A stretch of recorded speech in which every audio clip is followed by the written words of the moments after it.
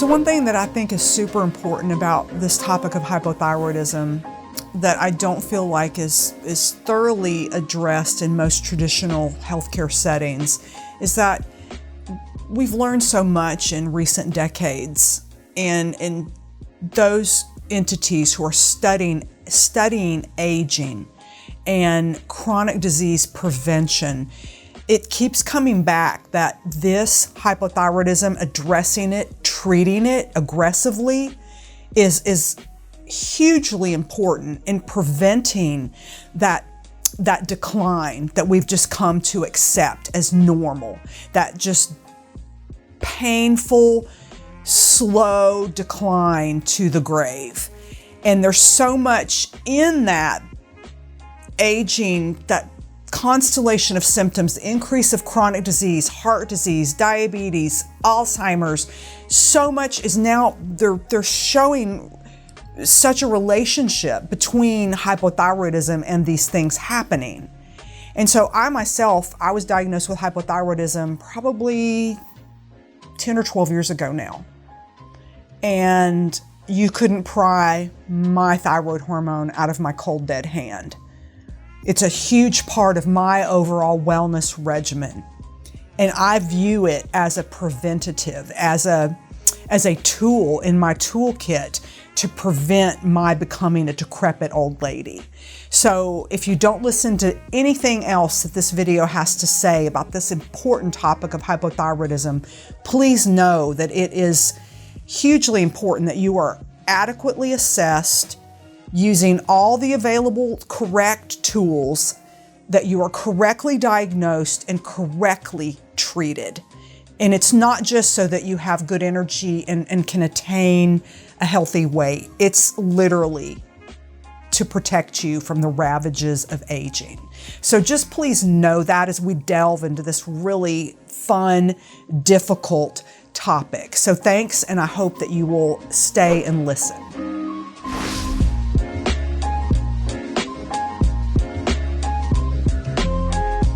Hey everyone, I'm Lucy Douglas. I'm owner and CEO here at New Beginnings Wellness Center and Spa in Ruston, Louisiana. We're going to talk today about hypothyroidism. I've had several requests that I address this very complex and broad topic. And so I'm just going to say at the beginning that I'm going to keep it pretty high level.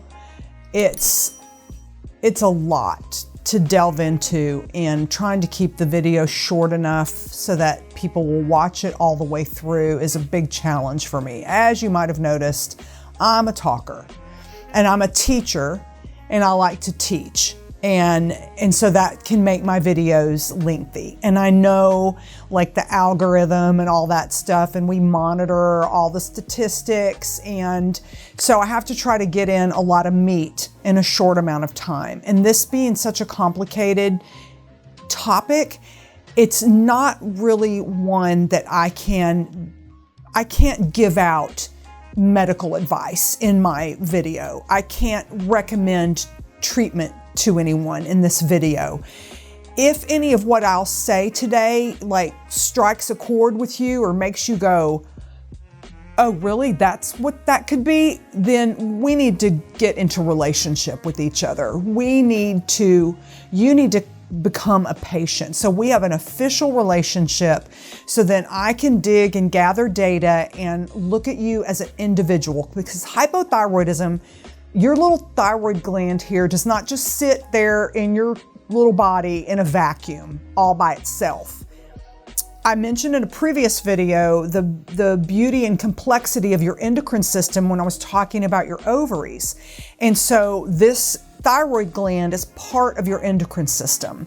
And being such, it's quite detailed, complex. And there's so much about what's happening in you, and it's the performance of your thyroid that is impacted by so many other things. And so I basically, the point of this today will be to shed some light on common symptoms of hypothyroidism, kind of the traditional approach to identifying, managing, addressing hypothyroid patients, and kind of where I feel like we're missing the mark in that we have some really great and interesting data out there that tells us there's a lot more that we can do and that we can identify. There are millions of people actually that fall into this category, but they're being missed because of the lab system we have in place today and how we as providers are taught to do labs and obtain very particular labs, and then how we are taught to interpret those labs. And so in that rigid, one-size-fits-all approach, we miss lots of people who are extremely symptomatic and who are needlessly suffering because they're not falling in to a very ridiculously narrow reference range on a lab report. And so if you fall, God forbid you're in the normal range, then move along. You do not have hypothyroid. Thanks for coming.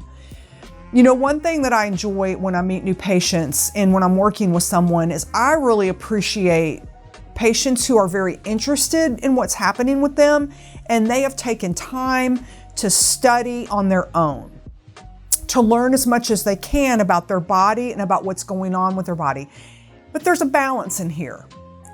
You know, the internet does not take the place of a personal provider. So I want to say that. Is it a great tool? Absolutely. Can you learn a lot? Absolutely. But that needs to be balanced and brought into context and when you work with someone like me. And so please know that I don't mind patients who come to me and have been on the Dr. Google.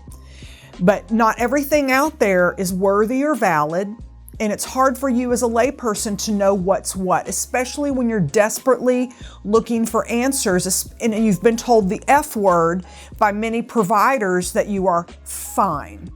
And so you're thinking to yourself, I must be crazy then because I know I'm not fine. And so you're then desperately searching to you're on Facebook groups and you're on these pages and you're trying to get answers. And those are not all necessarily bad things, but I'm wanting you to have balance. And I'm wanting you to be able to bring that to someone like me to help you decide and discern what is real and wise and helpful and what could potentially lead you down a crazy path, down a rabbit hole, and I don't want you doing that. There's one website that jumps to my mind that I myself have looked at quite a few times that you might have stumbled across if you feel like you are a hypothyroid person and you've been told you're fine. And that website is called Stop the Thyroid Madness. So that's a great place for you to go and learn, and there's books that have come from that website written by like legit physicians with MD after their name, not like cuckoo nurse practitioners like me who identify in the functional medicine realm. You know, that immediately causes some traditional providers to roll their eyes pretty severely. But if you would say, Lucy, I'm tired. I'm not like been busy with the kids, or I have toddlers and a husband that works off. I'm not even talking about that kind of tired. I'm talking about doesn't matter what day it is, doesn't matter how much sleep you got, it doesn't matter how great everything is going in your life or how you feel like things have fallen into place with work, home, family, all of that you're just like, this is an entity. This is a presence, like a coat draped on me kind of fatigue. If you could care no way about sex, like that is not, forget about it. Like, don't even come near me kind of mentality. You feel like you have low immunity. You feel like you get every little thing that floats by you, every little cold, you get the flu every year, you get all the sinus infections, and you blame it on the season changes. Those things make me go, Again, context. If you feel like you've been the CrossFit queen, you've been counting your macros, you eat bushels of broccoli, and you won't lose any weight, or actually you've seen the scale creep up, that's something we should investigate. If you are blue, if you are feeling low, depressed, you maybe even vacillate on that spectrum of, and I'm over here and I'm anxious now. And I feel really like I'm fluctuating, and that's never been me. That's interesting. If you hurt, there's another F word. It's called fibromyalgia. It's my least favorite F word.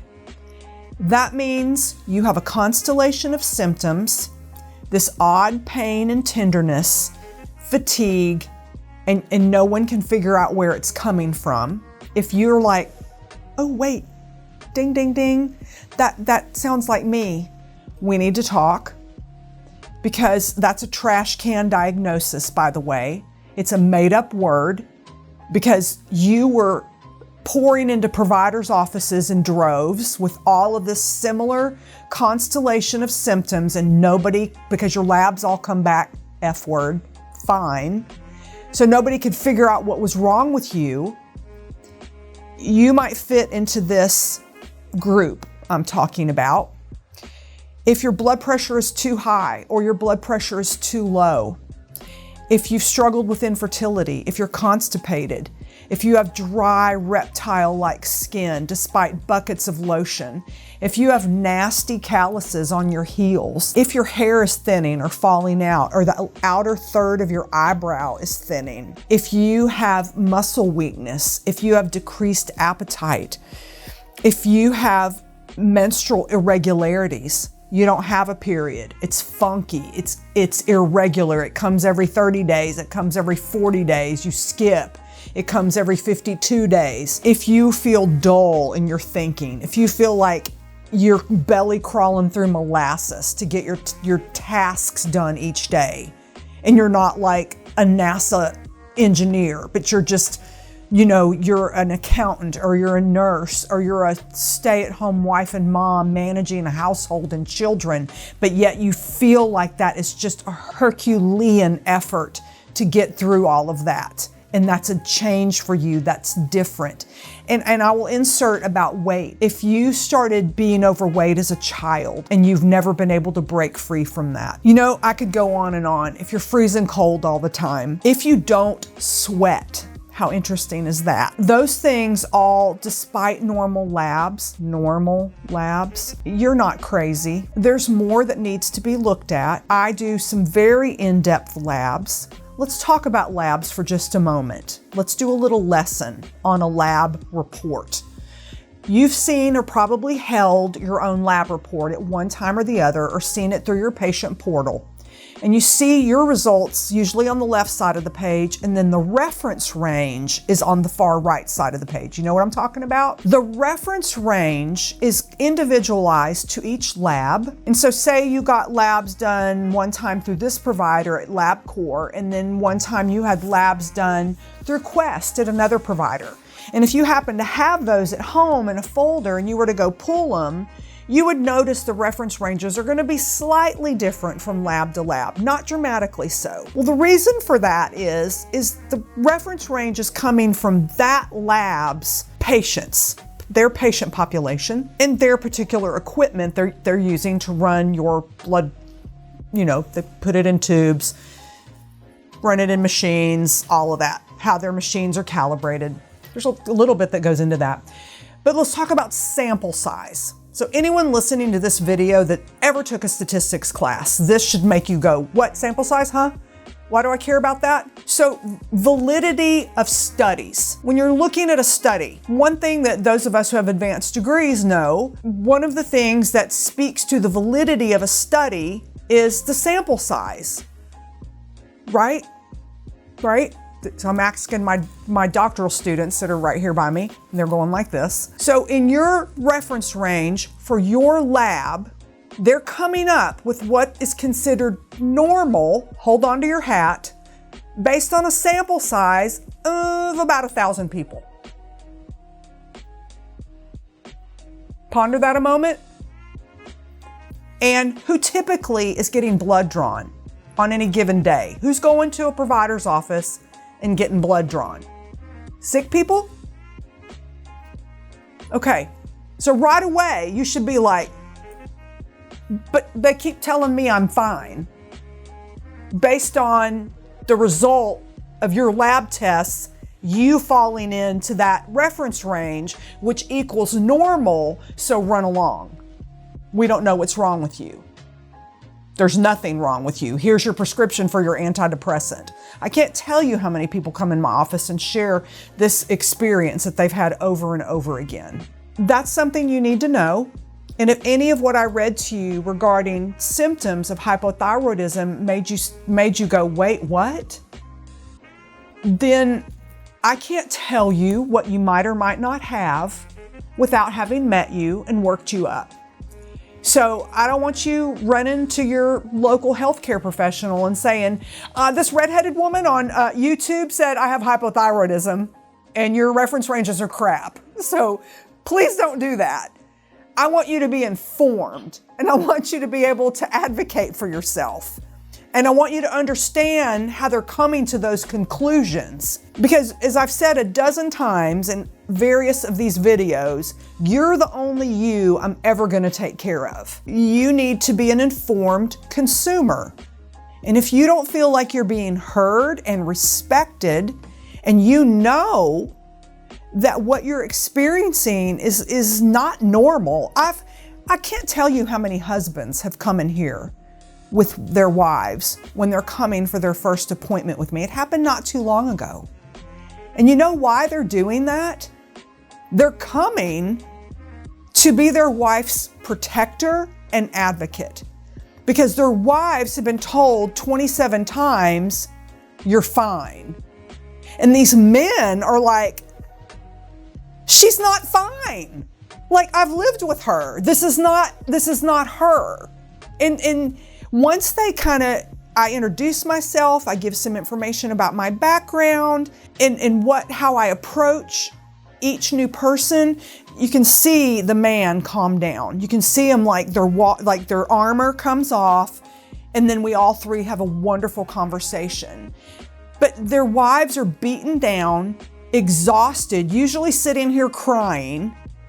They're nodding their head. They can answer my questions like yes, no, or between sobs. And the husband has come literally to protect them, because they don't know me. They don't know if they're going to have the same experience they've had time and time and time again, where they keep getting told, well, because your labs are normal, you're fine. And I'm saddened by that state of affairs.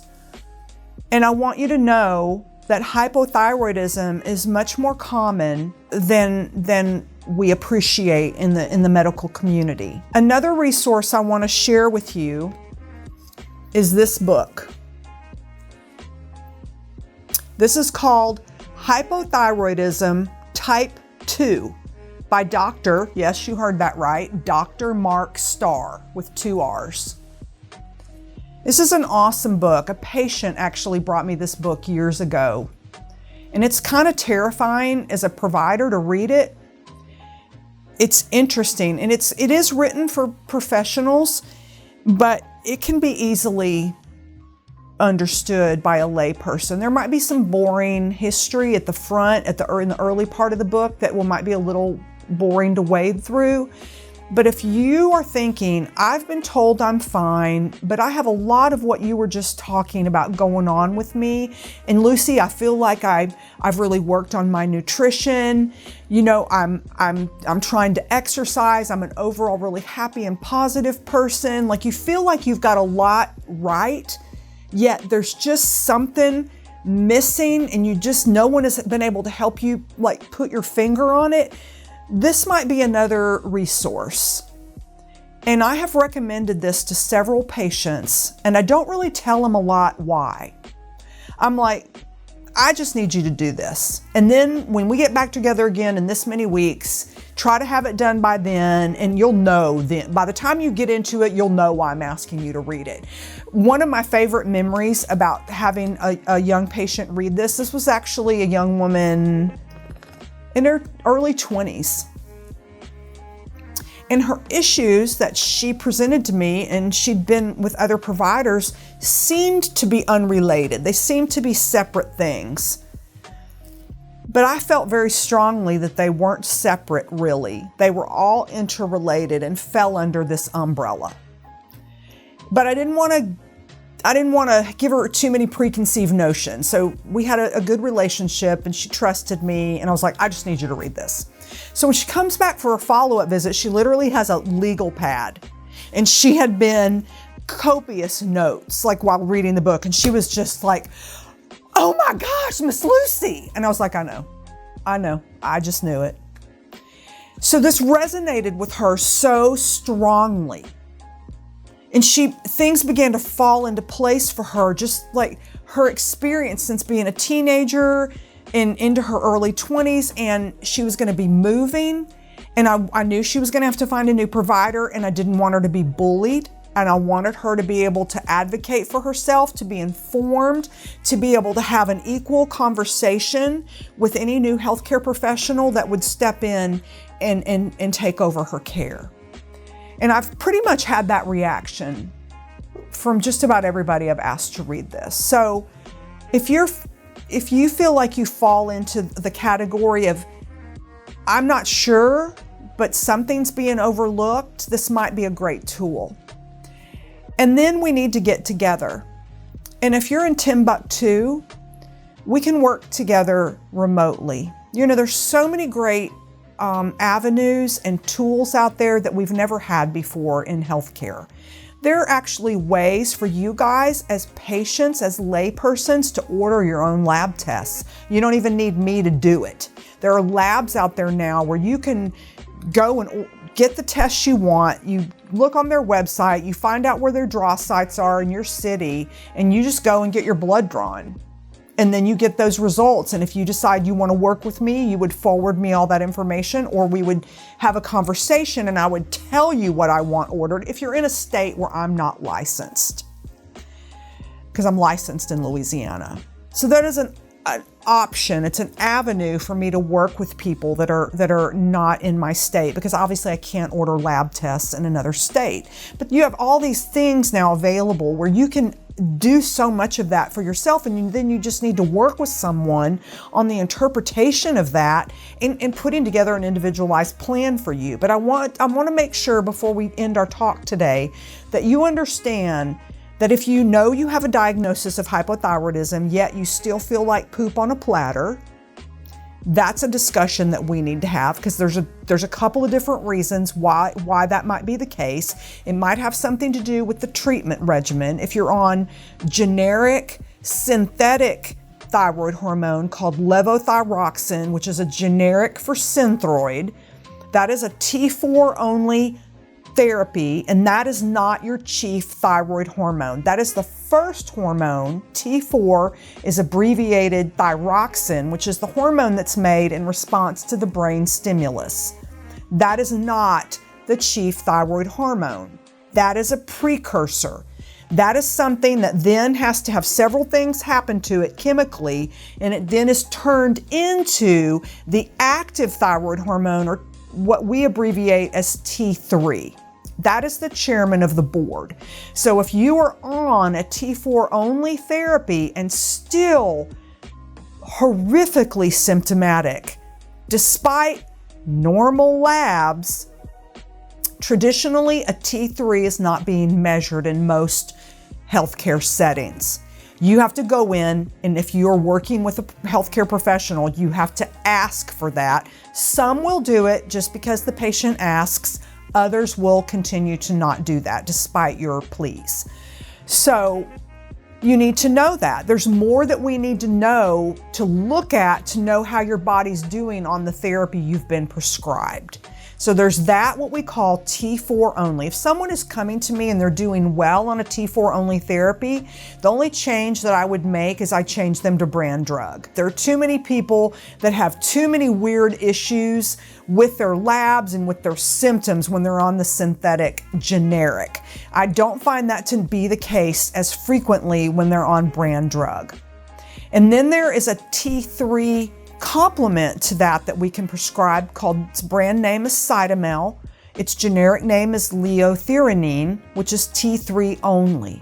So sometimes I have patients on a T4 only, And sometimes their little unique little weirdo selves, they're doing fine on that. Based on their symptoms, their report, their physical assessment, and their labs. So it's all of that that has to be looked at to know how well someone is doing. It's not just these two lab numbers, the TSH and the free T4 or a total T4. And then there is another treatment option that many healthcare professionals are unaware of or have a strong bias against, and it's called several things. It's called natural thyroid hormone, it's called porcine-derived thyroid hormone, or pig thyroid. It's called a couple different things. NDT, natural desiccated thyroid. So basically, this has been around since the late 1800s. It's what exclusively was used to treat hypothyroidism in this country, or probably around the world, until about the 1960s, when Synthroid came on the market, was developed by a drug company and brought to market.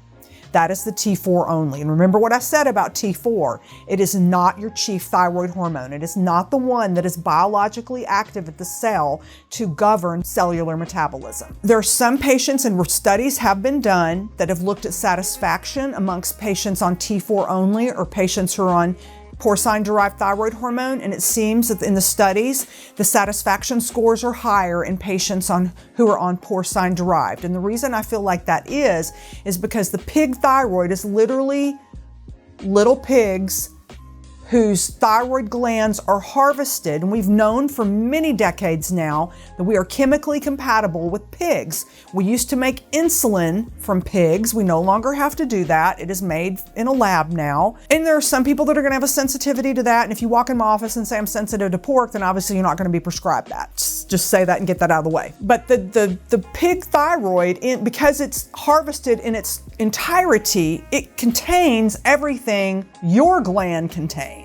So it contains T4, T3, T1, and T2. We don't replace T1 or T2, but it contains those exact hormones in the exact right ratio. And so you're getting some of the precursor in about a 4-to-1 ratio.